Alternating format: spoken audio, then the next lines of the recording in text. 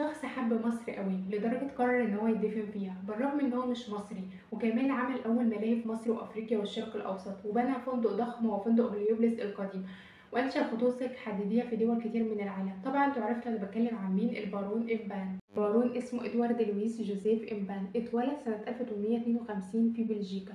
البارون كان مليونير ورجل أعمال ومهندس معماري، أنشأ خطوط سلك حديدية في دول كتير من العالم، وجه مصر سنة 1894 علشان ينشئ أول ترام داخل القاهرة. ومن هنا بدأت قصته مع مصر، وقرر إن هو يعمل من الصحراء حي هليوبلس أو مصر الجديدة.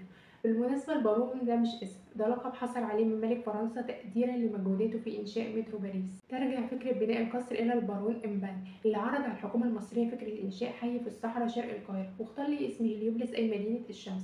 وكمان اشترى الفدان بجنيه واحد فقط. المنطقة اللي احنا شايفينها دي كانت بتفتقر إلى المرافق والمواصلات والخدمات، ومش بس عمل قصر، وعمل خدمات وعمل مرافق وعمل مواصلات. بص على القصر من بره بتحس ان هو من طراز هندي او كمبودي. المميز في القصر هنا مش بس تصميمه، لا كمان من اوائل المباني اللي بيتم استخدام فيها الخرسانة المسلحة. الخرسانة المسلحة وقتها كانت شيء مكلف جدا، كان اختراع حديث.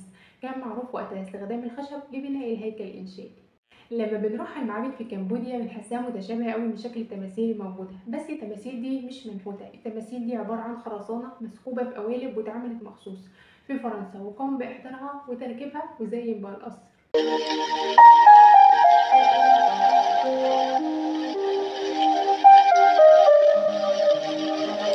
احنا هنا فين؟ على الروف، على السطح. البارون كان بيقيم الاحتفالات بتاعته هنا على السطح وسط الاشكال الجميلة من الفيلة والتماثيل الهندوسية، بتحس نفسك فعلا انك في الهند.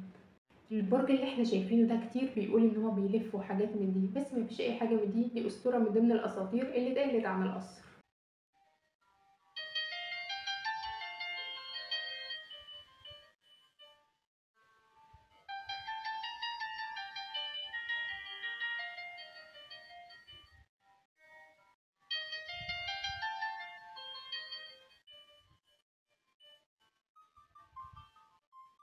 المثال ده نجد ان هو من المعابد الهندوسيه، يقال ان هو من المعابد الهندوسيه، ودوره كان بيحمي المكان من الارواح الشريره والاشباح.